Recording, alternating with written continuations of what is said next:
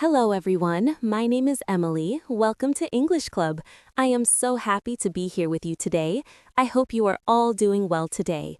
Today, we are going to talk about something real and honest, something that everyone experiences, but we do not always discuss openly. Hello, Emily. How are you doing today? Hi, Paul. To be honest, I am having a bit of a rough day. I woke up late, spilled coffee on my shirt, and missed my bus. It has just been one of those days. But you know what? That is exactly what we are talking about today. I am sorry you are having a tough day, but you are right. That is our topic. Bad days and mistakes. Everyone has them, every single person, but we often pretend everything is perfect. Today, we want to be real and talk about the difficult moments, the mistakes, and how we handle them. Exactly. And this is important for English learners especially. Many students feel frustrated when they make mistakes in English. They have bad days where nothing seems to work. They feel discouraged. But these experiences are normal. They are part of learning. They are part of life. Yes, and we want to share how to talk about bad days and mistakes in English, what vocabulary to use, what phrases native speakers say. And most importantly, we want to encourage you that bad days and mistakes do not define you. They are temporary. Everyone goes through them. That is such an important message. And by learning how to express these feelings in English, you become more authentic in your communication. You can have real, honest conversations with people, not just surface level, I'm fine conversations. Exactly. Authenticity creates deeper connections. When you can share that you are having a bad day or that you made a mistake, people relate to you. They understand. They support you. This builds real friendships. Right. Now, before we dive into vocabulary and conversations about bad days and mistakes, let me remind our viewers about something. Yes, please do. Before we start today's topic, please like and subscribe to our channel for more English learning videos. Your support helps us create honest, practical content to help you communicate naturally in English. We appreciate every single one of you. Yes, please take a moment to like and subscribe. We are here to help you speak real English for real situations. Thank you so much. Thank you. Now, let us talk about bad days. Paul, let us start with bad days. How do you describe a bad day in English? Great question. The most common phrase is, I am having a bad day. This is simple and clear. You can also say, I am having a rough day, or I am having a tough day. These mean the same thing, a day where things are not going well. Right. You can also say, it has been one of those days, which implies a difficult day where multiple things went wrong. Or, today has not been my day, which means things have not gone in your favor. Yes, and if it is really bad, you might say, I am having a terrible day, or today has been awful. These are stronger expressions for very difficult days. We also have, everything is going wrong today, or nothing is going right, which describe a day where multiple problems happen. For example, everything is going wrong today. First, I woke up late, then I forgot my keys, and now it is raining and I don't have an umbrella. That is a perfect example. When you describe a bad day, you usually list the things that went wrong. This helps the other person understand why you are having a difficult time. Right. Now, let us talk about how things go wrong. We have many phrases for this. If you make an error, you can say, I made a mistake, or I messed up, or I screwed up. These are all ways to admit you did something wrong. Messed up and screwed up are informal. Made a mistake is more neutral and can be used in any situation. If you want to be very formal, you might say, I made an error or I had a miscalculation. Right. And if something fails, you can say, it did not work out, or it fell through, or it backfired. For example, I planned a picnic, but it fell through because of the rain. Yes, and if you are responsible for a problem, you can say, it is my fault, or I take responsibility, or I am to blame. These show you accept that you caused the problem. We also have phrases for when many things go wrong at once. Everything fell apart means multiple things failed. It all went downhill means things got progressively worse. It was a disaster means it was really bad. Right. Now, let us talk about describing feelings on bad days. You might feel frustrated. I am so frustrated means you are annoyed and stressed by difficulties. I am irritated is similar, but perhaps less intense. You might feel discouraged. I am feeling discouraged or I am feeling down means you feel sad and less hopeful. I am disappointed means things did not meet your expectations. You might feel overwhelmed. I am overwhelmed means you have too much to handle. Everything feels like too much. I am stressed out means you are under a lot of pressure. You might feel exhausted. I am exhausted or I am drained means you have no energy left, both physically and emotionally tired. I am burnt out is even stronger, suggesting long-term exhaustion. These feelings are all valid. It is okay to feel these things, and it is healthy to express them. In English-speaking cultures, people generally appreciate honesty about feelings, especially in close relationships. Right. Now, how do you respond when someone tells you they are having a bad day? First, you should show empathy. You can say, I am sorry to hear that, or that sounds tough, or that must be difficult. Yes, empathy is important. You acknowledge their feelings. You can also share a similar experience. I understand. I had a day like that last week, or I know how that feels. This shows you relate to them. You can offer support. Is there anything I can do to help? Or do you want to talk about it? Or let me know if you need anything. These offers show you care. And sometimes people just need encouragement. You can say, tomorrow will be better, or hang in there, or this too shall pass. These phrases remind them that bad days are temporary. Right. Now, let us talk specifically about mistakes in English learning. Many students feel embarrassed when they make grammar mistakes or pronunciation mistakes. But mistakes are essential for learning. You cannot learn without making mistakes. Absolutely. Every fluent English speaker you see made thousands of mistakes to get there. Mistakes are proof that you are trying. Mistakes are proof that you are learning. They are not something to be ashamed of. Exactly. And native speakers' mistakes too.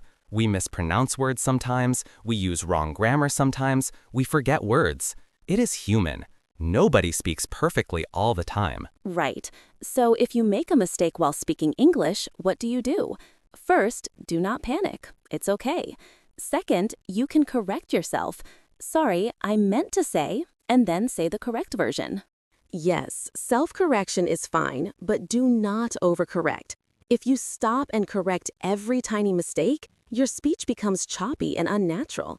It is better to keep speaking fluidly. Communication is more important than perfection. Exactly. And if someone corrects you, say thank you, or, oh, I see, thank you for correcting me. Accept corrections gracefully. The person is trying to help you. Right. Now let us talk about bad days in English learning specifically. Some days your English feels great. You understand everything, words come easily. Other days your English feels terrible. You cannot remember simple words. You make mistakes you never usually make. This is completely normal. Language learning is not linear. You do not improve steadily every single day. Some days are better than others. Some days you feel like you are going backwards, but you are not. It is just a temporary bad day. Exactly. On these bad English days, what should you do? First, be kind to yourself. Do not say, I am stupid or I will never learn English. These negative thoughts hurt you. Instead, say, today is a difficult day, but that is okay. Tomorrow will be better. Right. Second, take a break if you need one.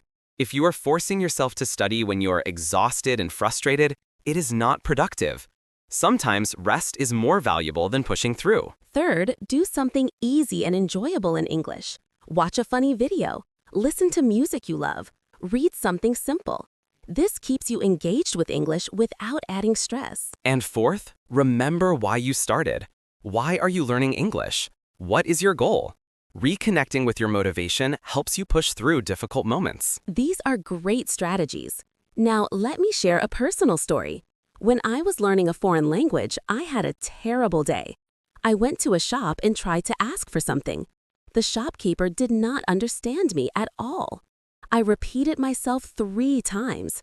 I felt so embarrassed and frustrated. What did you do? I left the shop feeling defeated.